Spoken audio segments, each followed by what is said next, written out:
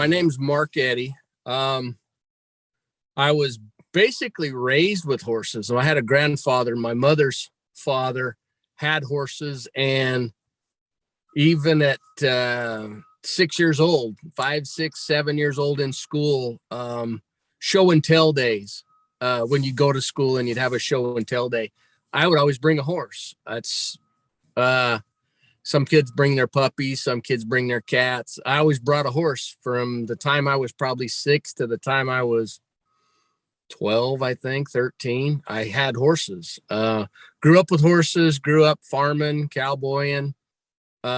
Basically, cowboying is someone will hire you to tend a herd, watch a herd, ride through a cattle herd, look for different items, different things that are going on with the cattle.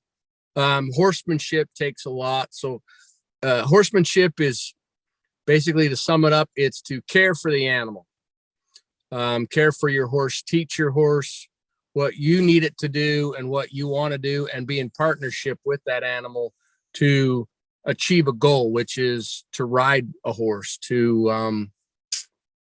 There's various things: ride one, work cattle, rope. The horse has to be able to be, and you have to be in partnership with them. And it's just always been a fun way of life, a hard way of life. Requires a lot of work. I work outside of doing the horsemanship stuff, and scheduling. I own a landscape company. I'm from Utah. I was born in California, raised in Utah. I've been here pretty much all my life. I've traveled all over the West. Been in Texas, been in Utah, South Dakota, North Dakota, Idaho, Montana, Wyoming, Canada. Do you think that we could get to student questions? Would that be okay? Sure, fire away. And kids, keep them coming in the chat. If anyone has any questions for Mark about being a cowboy and dealing with horses and ski joring. One of the kids wanted to know, how young did you start when you began working with horses? I was pretty much on my own at about the age of 5. My grandfather would basically have a well-trained horse and say, here's your horse, you can bridle it. So we teach the horse to put its head down low, and I would bridle my own horse at the age of 5. And then it was my job to climb the fence and get in the saddle. And he would say, let's go out here and we'll go check some cows, or we'll go ride a fence line, look for broken fence posts in the fence line. So about 5 years old. 5, 6, somewhere. We have a question from Enrique, and I believe Enrique is in Spain. Enrique, you should be able to unmute to ask your question. You had a pretty good question. My question was, when was your first competition? In scheduling was 4 years ago, and in horsemanship, 4-H. 4-H is a club or a group, and schooling probably, I want to say around 12, maybe 13. Wow. That's so it's been a part of your life. Like that's really interesting that's kind of the way of life. And if those of you don't know about the Southwest in the United States, it's pretty common if you drive through places like where Mark lives, that people are riding horses as still a means of transportation, which is really cool. We have a question from Ania, and Ania, you should be able to unmute to ask Mark your question.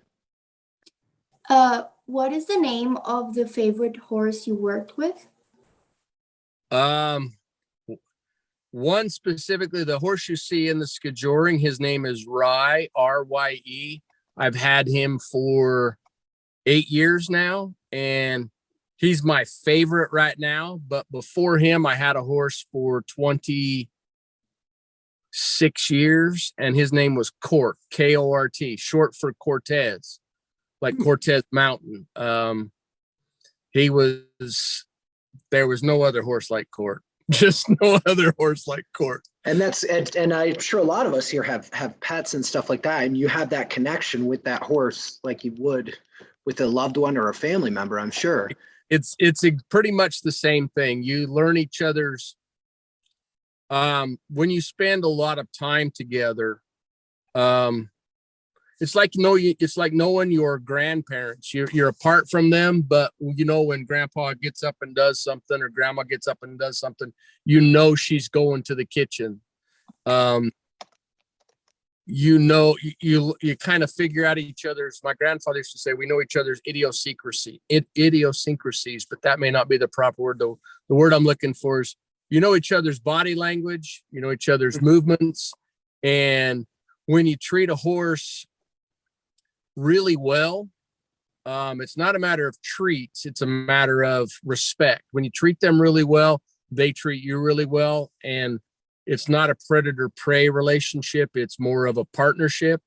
And when you get that partnership down, I can literally, as I'm sitting in the saddle, I can look right and my horse knows that I'm looking right, and he'll turn to the right, to where you're not even lifting a hand, hardly a hand. You're just using a right leg or a left leg, and you're looking, and they know right where to go. And a horse will pick up on a human faster than a human will pick up on a horse, if that makes any sense. Yeah, absolutely. Because I know that we only have the kids for a few more minutes because it's kind of late where they're at in the world. But one of the kids, yeah, because they're in Eastern Europe and South America and all these different places. Awesome. So we have one of the kids wanted to know if you were to how would you describe ski joring? Because if you look at the history of ski joring, it's been around for hundreds of years, like in Norwegian countries. So how would you describe it as one of the top competitors in this sport? It's fast, really fast. It takes some skill to have a skier behind you. The original way it was done was behind the horse without a rider, and it's progressed into having a rider now. It's really fast. You got to have a good discipline on yourself and your horse, and then a skier. Skier's used to not having a rope, being pulled by a rope, so they got to figure out how to manipulate the rope and work with the rope. And then once they have that down, they can pretty much ski. But it takes an incredible amount of endurance on the skier's part, because those cuts, the jumps, catching the rings, one-handed holding on to one rope and catching 3 rings on one side and then switching it up. So you've got to have upper body strength. There's a lot of little things, but I'll be happy to answer another question if somebody else has got one. Absolutely. One of the kids wanted to know, while riding, actually, this is a really good question from Alice. Alice, I'm going to go ahead and unmute you, and you should be able to ask your question because it sounds like she is a fellow equestrian. So Alice, you should be able to ask your awesome question. Thank you. I am indeed an equestrian. I also used to have a horse, and I was a show jumper, sorry. I wanted to ask, what kind of advice would you give to an equestrian who has gone through a bad trauma while riding and would wish to start riding regularly again? Give me just a second. So you went through a bad trauma. So somebody's went through a bad trauma and they want to start again. That's what I'm hearing you say. Yeah, that's what she's saying. Maybe fallen off a horse or something like that, or got injured. Start small. I would start in steps. Small steps first, like go be around the horses, then build from there. Go be around the horses, pet on a horse, stand by them, rub on them, love on them, brush them, groom them, lead one around. Don't be in a big hurry to get back on, but watch the horses and see which one would best connect with you, or you connect with that horse, and then build a trust relationship on the ground. So the individual's on the ground and the horse is on, and you're not riding the horse.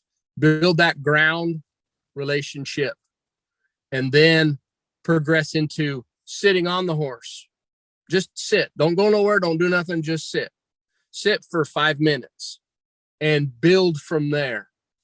I learned some step skills, and I feel that's the best way to go, is do it in small steps, and each day write down what you did. So I just, I stood next to this horse for 5 minutes, petted the horse, groomed the horse for 30 minutes, checked its hooves, and build those steps, build each single step, and then progress from there. I've had some events happen to me, and that's what I would suggest: build in small steps. One of the kids wanted to know, while riding out in the wilderness, do you ever encounter any kind of dangerous animals? I've encountered a bear, but my horse let me know he was close. My horse didn't like it, but he was never a true threat. Most bears out here will, if you get around them, they will just basically, no, they don't want no part of you. I have encountered a mountain lion. She watched from afar for quite a while, but meant no. She was over there. She was entertained with other things, but I have encountered a mountain lion, and she didn't want no part of being around the horse or I either. They're most of the predators out here, not very often. A snake, as crazy as it sounds, a rattlesnake would do more damage than a bear. Do you ever encounter rattlesnakes, or is that really rare? I've encountered several rattlesnakes, and I've had 2 horses bit by rattlesnakes, and it's done more damage than a bear would. You just get bit, and they're on the ground. Terrible. See 'em. That is terrible. All right. So without further ado, I'm going to go ahead and let everyone unmute. So can we all say, I'm going to end the meeting for all after, but can we all say thank you to Mark for taking time out of his valuable day to talk to you guys about being a cowboy? Thank you. Thank you. Thank you. Very much. Thank you. Mark, Thank you. Thank you.